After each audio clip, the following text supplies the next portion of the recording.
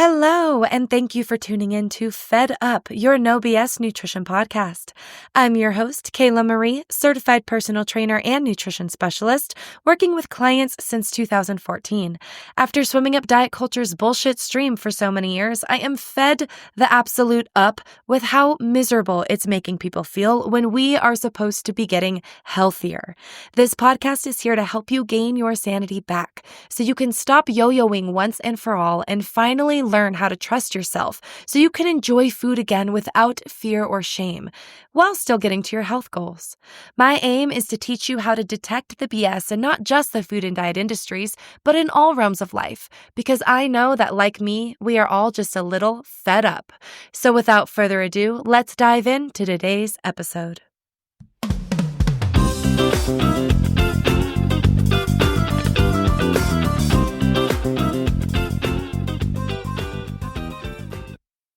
Hello, and welcome on back to another episode. Thank you so much for being here.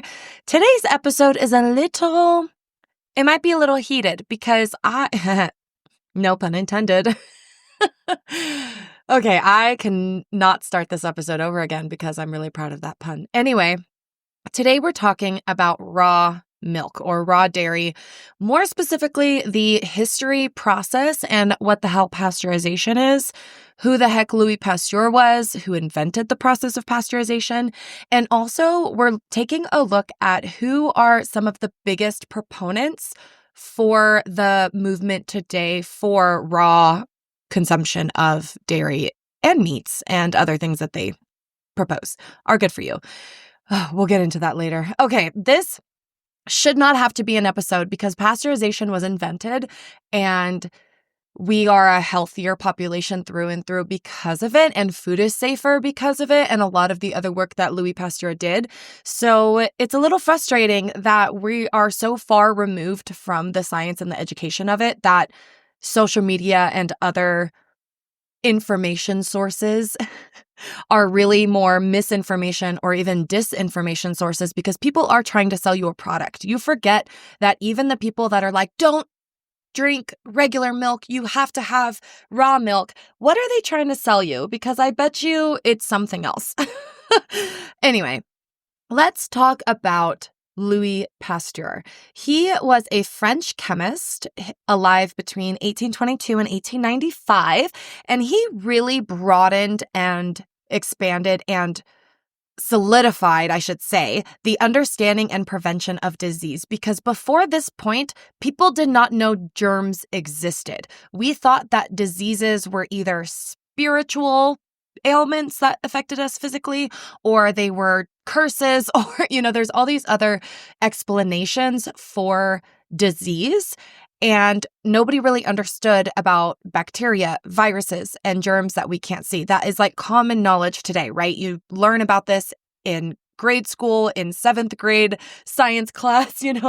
We've gone through the fact that you should wash your hands since you were a baby, right? I mean, depending on how you were raised, I guess. But most of us were raised with the expectation to wash your hands, to clean them and sanitize, to wash our dishes, things like that, because germs exist. And if you leave food out at a certain temperature, mold is going to grow, right? That's why leftovers get refrigerated. You don't just leave them on the counter, right? That is all due to Louis Pasteur. He is considered the father of bacteriology and microbiology. He's considered the father of germ theory of disease, which again is the fact that we have germs. And there were others that also contributed to this. He was not alone, but we're talking about Mr. Louis today, okay?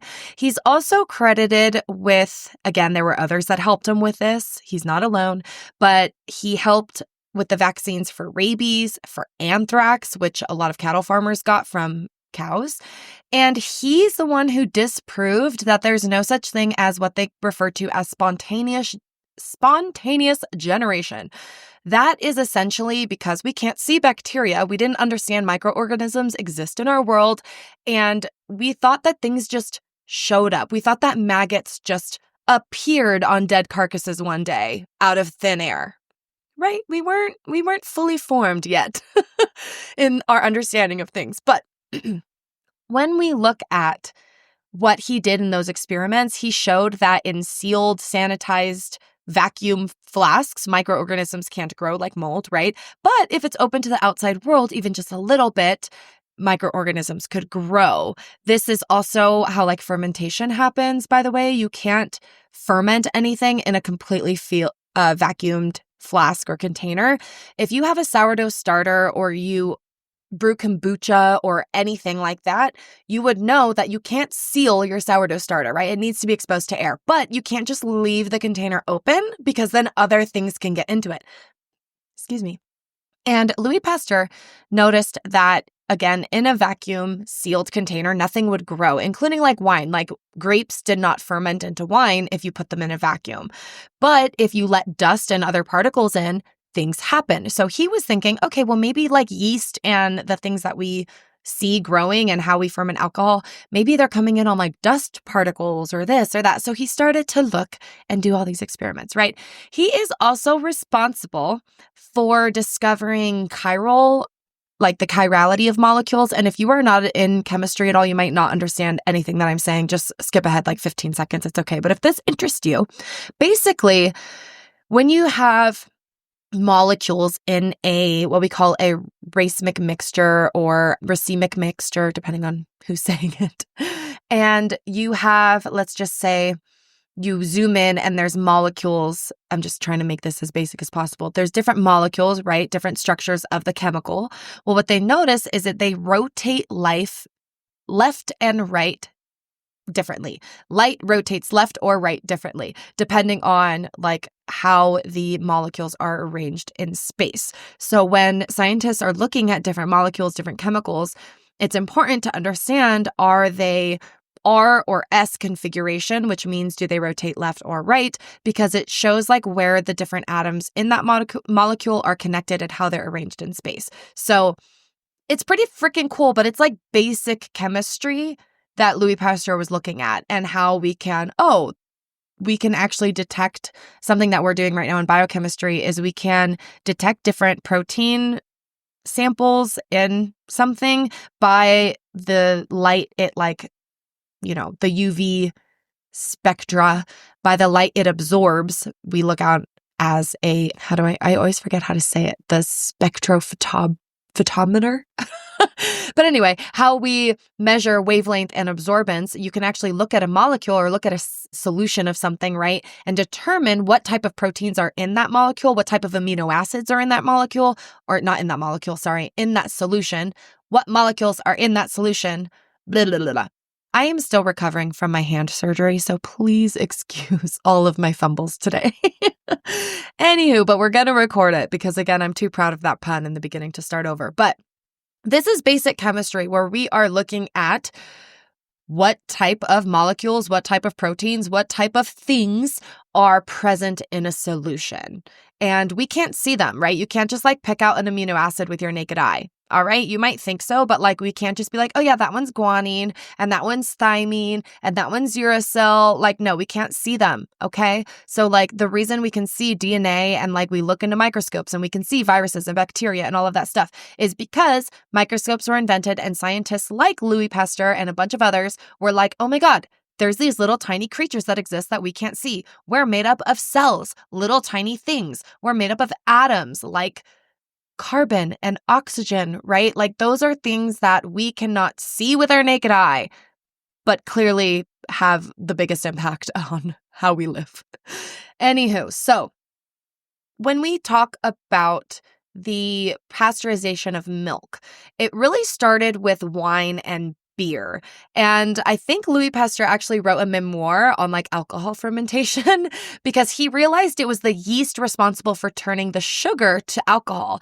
And there's a fine line between vinegar and alcohol. So distillers were coming to him and being like, okay, why is my wine tasting sour? It's more like vinegar than alcohol. What happened, right? And it's because it was contaminated, and that's why it turns sour. It's not fermented in a proper environment, basically. So he realized that you could, quote unquote, fight the diseases of wine with beer and milk and things like that by heating it to a temperature between 60 and 100 degrees Celsius. And it's just below boiling temperature, really, but like you're only there for maybe 10 to 15 seconds, and then you rapidly cool it again so that bacteria doesn't grow.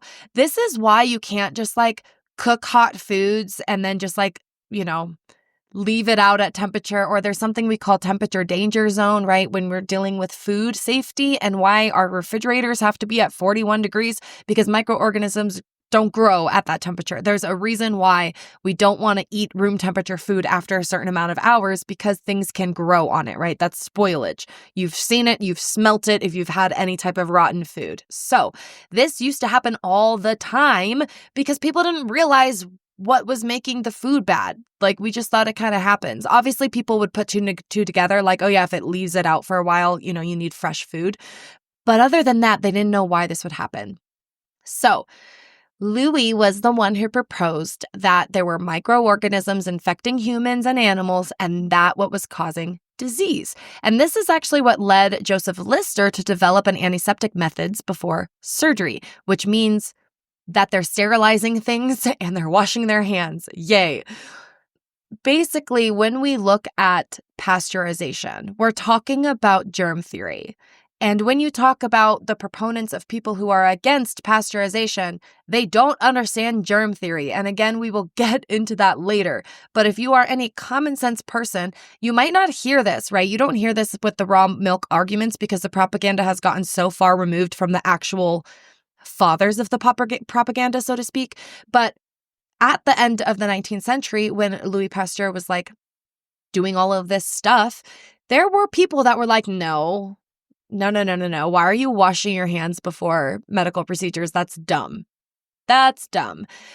There were people that just didn't like what he was doing because it challenged everything that they thought before. It's like telling someone their God is not real.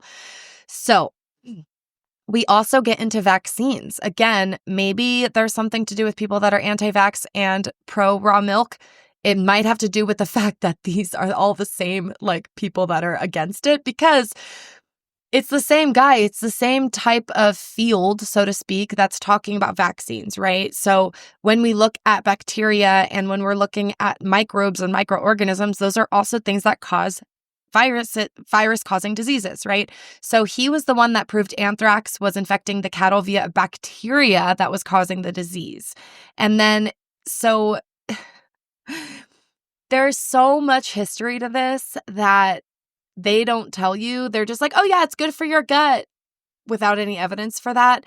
And in reality, this is just propaganda by people who were against the fact that germs exist.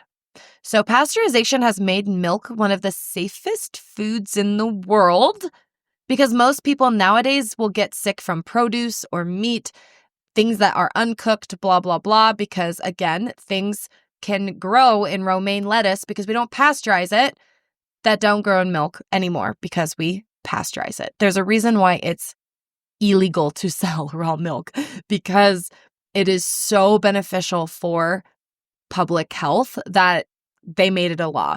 So when we talk about the process of pasteurization, what happens is we heat it to just below boiling point, like I've said before, and then it is rapidly cooled to prevent the bacteria growth. If we slowly let it cool, it's just going to like chill at room temperature for a while. Bacteria can grow. We don't want that. Heat is what causes protein denaturization, which is basically the enzymes and everything lose their function due to boiling themselves out of shape. So it disrupts the membranes, it disrupts the cell path of like the pathogens, blah, blah, blah, blah, blah, blah, blah. The cell membranes of the pathogens will dissolve and become just like the cellular debris, which is, yes, we drink it, but it's safe. And they're not functional anymore. So before pasteurization happened, tuberculosis was pretty common. And tuberculosis was milk-borne about 40% of the time. That's insane. So gross. We do not want tuberculosis. And it's almost eliminated. But people are bringing back raw milk, so we'll see how fast the TB comes back as well. Milk is also, when it's pasteurized, E. coli, salmonella, there's a couple other things, but it's the harmful pathogens that are dying, not any of the good bacteria that people claim is in milk, right? Which milk is good for you. It's not disrupting any of the good proteins in milk or changing the nutritional structure of the milk at all. It is just being like, E. coli, you cannot grow here. Thank you very much. Okay, so when we look at the laws requiring pasteurization, 1882 was the first one, and it was in Chicago. And when people talk about, again, like raw milk is better for you, blah, blah, blah, blah, blah, these are the same people who back then in 1880 were arguing against them. So if you know that you have a little more scientific education as somebody than that did in 1880, you should not be using these arguments because they're 1800 thinking patterns. So anyway, when we look at the main claims from the proponents of unpasteurized dairy, it's also the people who want us to eat like raw meat and high cholesterol, high fatty acids. They also are the ones that say that seed oils are really bad for us, which is not true. By the way, they're actually really healthy. Linoleic acid is really important for us. So I don't know what they're saying. So when we look at one of the foundations, Weston A. Price Foundation, they are a nonprofit, and they really want us to avoid all refined and denatured foods at all. So like everything's raw. And then they say to cook the plants because plants are kind of bad for us. I don't know. It's completely backwards. So they also claim that pasteurizing dairy is what causes heart disease, not cholesterol. So you won't find any medical text that agrees with that, by the way. So when we look at the Weston A. Price Foundation, Dr. Price was a dentist who died in 1948.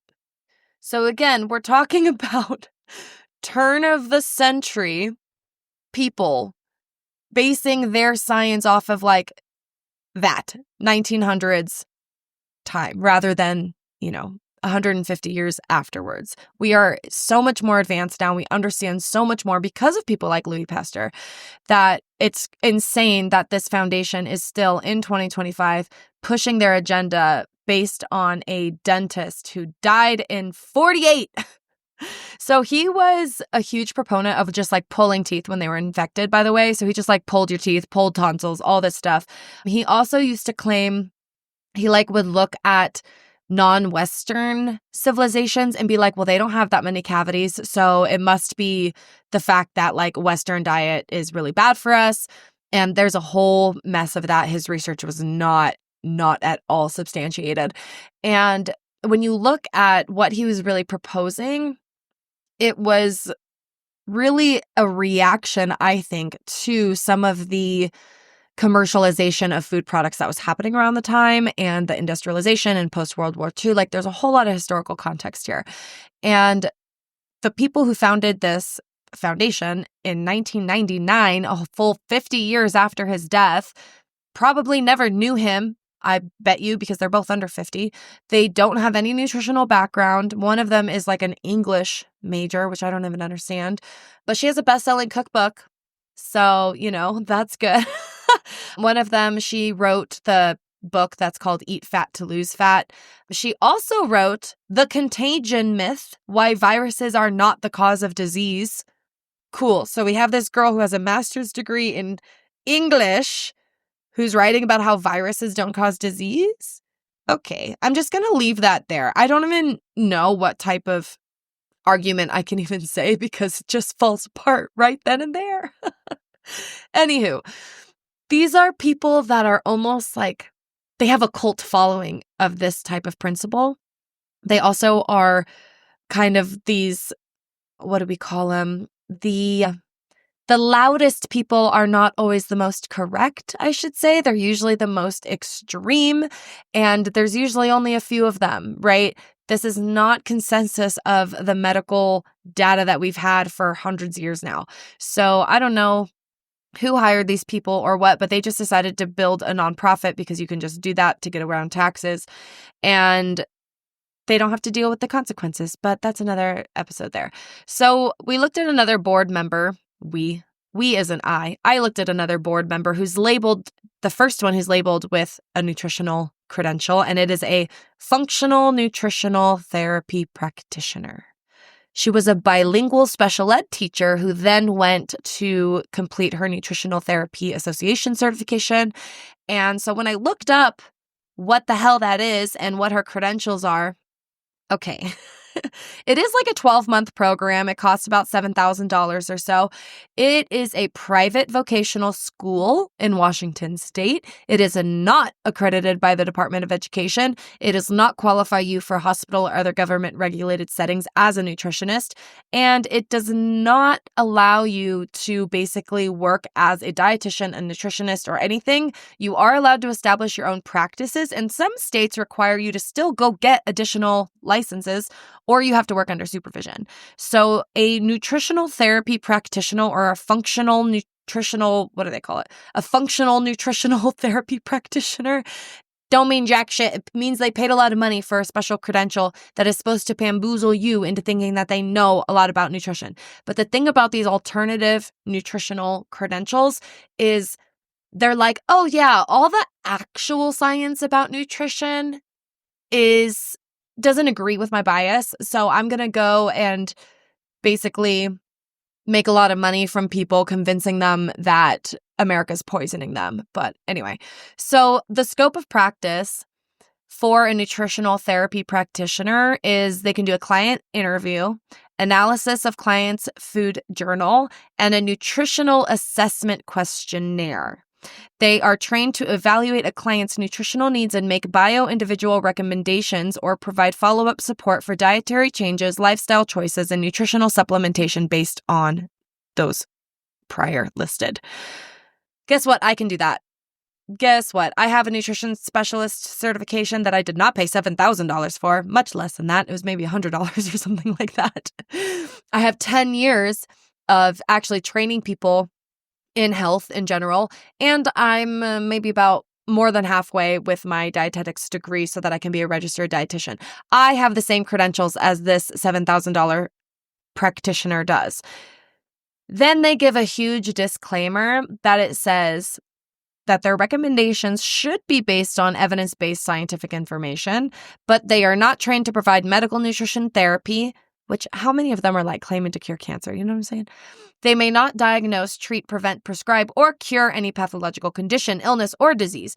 They have no recommendation or comment made by an NTP should be construed as medical advice or a diagnosis. So you go to this practitioner, they're not allowed to diagnose you. They're not allowed to give you medical advice. They're not allowed to basically do anything because they're not a freaking doctor. Anyway, the propaganda that raw milk is good for you is rooted in 1800s scientific understanding where they are denying that viruses and germs exist. And any type of nutritional, functional practitioner person who claims that the Western diet is killing us and blah, blah, blah. Listen, there's problems with how much McDonald's we have. I know that. Okay. But again, different podcast episode. These people are getting a lot of money for convincing you of something that makes you spend a lot of money for them. Meaning, if we can convince you that raw milk is good for you, you will support all of our farms. You will buy organic and unpasteurized and like untampered with. They're using the same argument any type of organic or natural or whatever buzzword you want to fill there. It's called the appeal to nature fallacy, where they're saying, well, pasteurization isn't quote unquote natural, so we should just drink the milk as it is.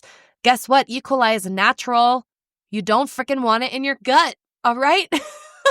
Anthrax is a natural virus that nobody invented. It didn't like come from the moon. Actually, even if it came from the moon, it would still be natural, right? It's of the world. Viruses and bacteria try to kill us all the freaking time. We're not immune to that stuff. Why do these people think that we are? And you're just going to say like, COVID isn't caused by a vaccine, or COVID isn't caused by a vaccine. COVID isn't caused by a virus, or the flu isn't caused by a virus.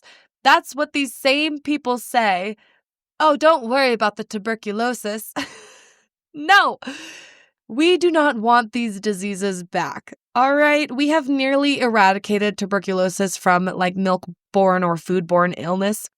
It's mostly from like lung to lung, person to person infection, usually like in hospitals and shit. There's about 7,000 cases a year. It's not completely eliminated. But if we, for one, stop vaccinating our children, and two, start feeding them raw milk, we're going to have a public health crisis on our hands if we don't already. Anyway, I don't need to beat a dead horse. This is it. No, do not consume raw dairy. And also, did you know that milk, beer, and wine are not the only things that are pasteurized, all right? We have anything that's fruit juices or fruit purees, including baby food, and anything that's canned, beans, soup, vegetables, meat, anything that's canned needs to be pressurized and pasteurized. That's why if you've ever done any canning at home, you heat it. Let's see what else is pasteurized. Hot sauces and salsas and honey sometimes. Anything that's like ice cream, of course, and dairy products. But like soft cheeses like ricotta and mozzarella are often pasteurized. Like so many things are pasteurized because it's good for us. So stop being weird and thinking in the 1800s, okay? If you don't want to wash your hands, that's your prerogative, but you're gross. So if you want to drink milk that hasn't been pasteurized, that is your prerogative, but you're gross and don't feed it to anybody else, especially children and the elderly and anyone autoimmune compromised. All right. And just because you don't know anybody who's gotten tuberculosis does not mean it doesn't exist. Okay. Get your head out of your arse and realize that the world is a lot bigger than you and a lot smaller than you. That pun was intended. All right, I'm not going to beat this dead horse. Like I said, this was a quick episode. I hope you save yourself from any type of mental drama that you're considering raw milk. Just don't. Just don't even play that game. All right, pasteurize your dairy. And if you have a cow at home, heat your milk before you consume it. Most farmers will do that if they're drinking milk straight from the cow. I don't care how clean you think farmers are. Cows are fucking gross. Okay, I live on a cattle farm. It's disgusting. Granted, they're Black Angus, not dairy, but dairy farms are even more gross. Anywho, I'm going to end it there. Love y'all. See you next week. Bye. Thanks so much for being here, friends. If you enjoyed this episode, please screenshot and tag me over on Instagram or leave a 5-star review wherever you are listening from. Your support means the world to me and only helps me get the No BS news out to more people. If you're interested in working with me in nutrition or personal training, check out my programs and courses on my website at kaylamariefitness.com and on Instagram at kaylamari_fit. See you next week.